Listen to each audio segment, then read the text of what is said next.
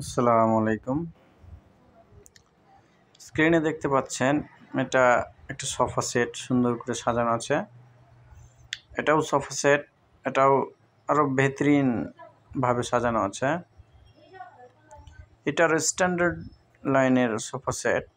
এবারে প্রশ্নটা হলো, আপনি মেহমানের জন্য এই সোফা সেট কিনুন, আপনি মেহমানের জন্য সোফা সেট কিনুন, আপনি মেহমানের জন্যই সোফা সেট কিনুন, বরং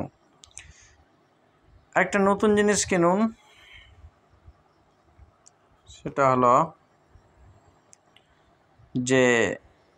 যেটা আমার হিসেব থেকে আমি বলে দিতে পারি আপনাকে।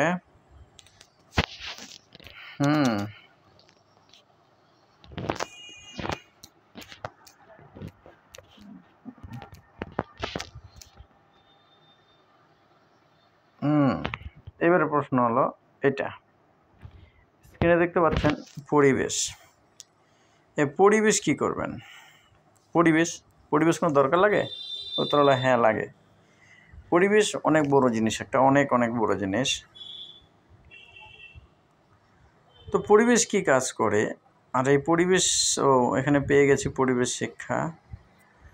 তো শিক্ষার জন্য আপনি পরিবেশ কিনুন।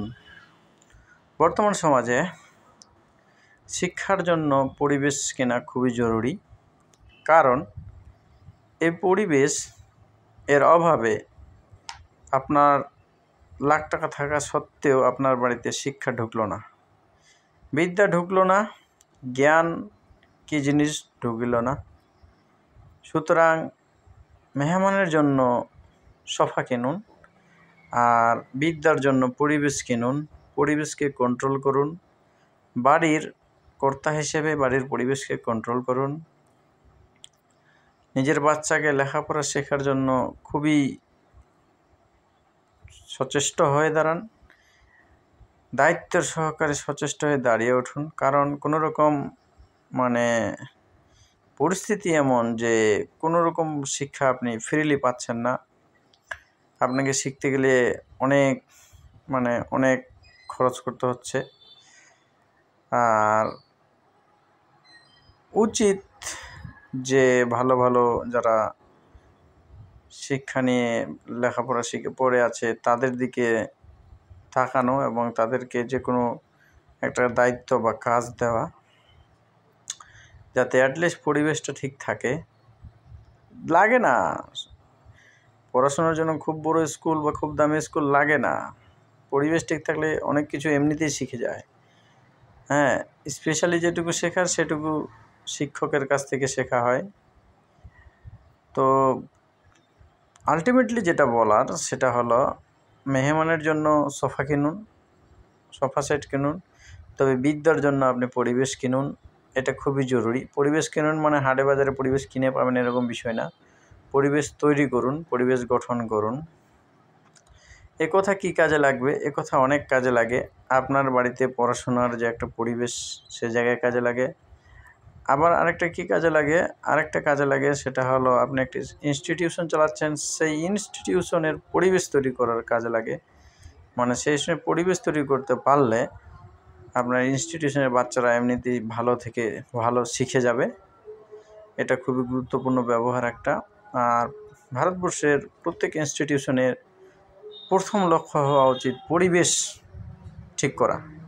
আগে পরিবেশ ঠিক করা, তারপরে বাকি কথা। আগে বেয়াদবি দূর করা, বাচ্চার ভেতর থেকে বেয়াদবি দূর করা, তারপরে শিক্ষা। তো এই বেয়াদবি দূর করবে কে? টিচার? উত্তর হলো না, আপনি দূর করবেন, আপনার বাচ্চা না। আপনার শিখবে মেরে পিটে বেয়াদবি থেকে আদব শেখাবেন। আদব শেখানোর ক্ষেত্রে বাবার শাসন আর মায়ের নীতি খুবই জরুরি। মাকে নীতি বোঝাতে হবে, বাবাকে শাসন করাতে হবে। একথা খুবই জরুরি। ভারতবর্ষের প্রত্যেকটা স্কুলে পরিবেশ ঠিক করার প্রয়োজন আছে। যেগুলো স্কুল খুবই নিচে চলে গেছে আর কি, বিভিন্ন কারণে যায়, স্টাফের অভাবে হোক, ভালো ছাত্রছাত্রীর অভাবে হোক। এমন ছাত্রছাত্রী আছে যাদের লেভেলই নাই, সেসব ছাত্রছাত্রীর স্কুলে শুধু নাম আছে। আবার গুড কোয়ালিটি বা গুড লেভেলিং স্টুডেন্ট সব চলে যাচ্ছে নিজের এলাকার নিজের স্কুল ছেড়ে অন্য স্কুলে, এসব ঘটনা ঘটে থাকে। তো পরিবেশ কিনুন, এই পরিবেশ কেনা জরুরি, মানে পরিবেশ তৈরি করাটা অনেক জরুরি আপনার জন্য, সমাজের জন্য, সমস্ত মানব জাতির জন্য। যে স্কুল ইনস্টিটিউশনের যে পরিবেশ, এই পরিবেশ তৈরি করা একটা জরুরি বিষয়। বাড়িতে যে পরিবেশ, বাড়ির পরিবেশ জরুরি। আপনার বাচ্চা মাধ্যমিকে পড়লে তার জন্য এক্সট্রা রুম পড়ার ব্যবস্থা করুন।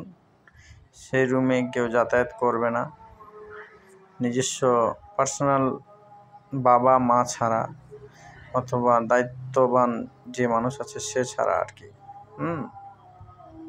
গুরুত্ব দিন, লেখাপড়াতে একটু গুরুত্ব দিন। আপনার লেখাপড়াটা আজকের জন্য না, এটা ভবিষ্যতের জন্য। মানে যে লেখাপড়া শিখছেন সেটা আজকে শিখে আজকে কাজে লাগবে এটা বিষয় না, এটা ভবিষ্যৎকালের জন্যে। তো বোঝার বিষয় ছিল যে পরিবেশটা তৈরি করার চেষ্টা করুন। দরকার পড়লে একটা কমিটি তৈরি করুন, সেখানে পরিবেশ তৈরি করুন। স্কুলকে ভালো থেকে ভালো বানানোর চেষ্টা করুন, যাতে স্কুলে পড়াশোনা শিখে বাচ্চা অন্য জিনিস যাতে না শিখে। আর বর্তমান ছেলে সমাজের সবচেয়ে একটা বড় সমস্যা হলো সেটা হলো ফ্রি ফায়ার। আর মেয়ে সমাজের একটা বড় সমস্যা হলো সেটা হলো ছেলেদের প্রতি আকর্ষণ। মোবাইল বিভিন্ন রকম ভিডিও, শর্ট ভিডিও আর এনিথিং, ইনস্টাগ্রাম, অনেক কিছু। তো এগুলো থেকে মেয়েরা ছেলেদের প্রতি অনেক বেশি আকৃষ্ট। আবার তোমার ঘটনাটা উল্টো দিকে গেলে ছেলেরা মোবাইল পেয়ে অনেক বেশি ফ্রি ফায়ারে আকৃষ্ট। তাই জন্য বাপের উচিত পিটিয়ে চ্যাপ্টা করে দেওয়া ফ্রি ফায়ার খেললে, মোবাইল ভেঙে দেওয়া। পাশাপাশি মোবাইলটা খালি ভেঙে দিলে না, বাচ্চাটাকে বেঁধে পিটিয়ে শুধরাবে না, ওর রুহটাও শুধরাবে। প্রয়োজনে যতদূর পর্যন্ত ততদূর শাস্তি গ্রহণ করা উচিত, যাতে পরিবেশ খারাপ না করে। অ্যাটলিস্ট ওকে এই কথা বলা দরকার যে ফ্রি ফায়ার খেলছে খেলো, তবে পরিবেশ খারাপ করবে না। তুমি পার্সোনাল একটা ঘরে ঢুকে ফ্রি ফায়ার খেলো, অসুবিধার কিছু নেই। দেখবে ও আর 15 দিন পরে পরিবেশ ফ্রি ফায়ার খেলা ছেড়ে দেবে। কেন? ও পরিবেশ পাচ্ছে না। ও ফ্রি ফায়ার খেলে যে মজাটা নিচ্ছে এটা কেউ দেখছে না, কেউ না দেখলে ওর প্রতি কেউ আকৃষ্ট হচ্ছে না। আর মানুষের একটা ধর্ম হলো কি, মানুষ অন্যকে নিজের দিকে আকৃষ্ট করাতে চায়। এটা অনেক বড় একটা ব্যাপার, যে অন্যকে নিজের দিকে আকৃষ্ট করে তুলে নিতে চায় আর কি। থ্যাংক ইউ, অনেক বড় ভিডিও হয়ে গেল।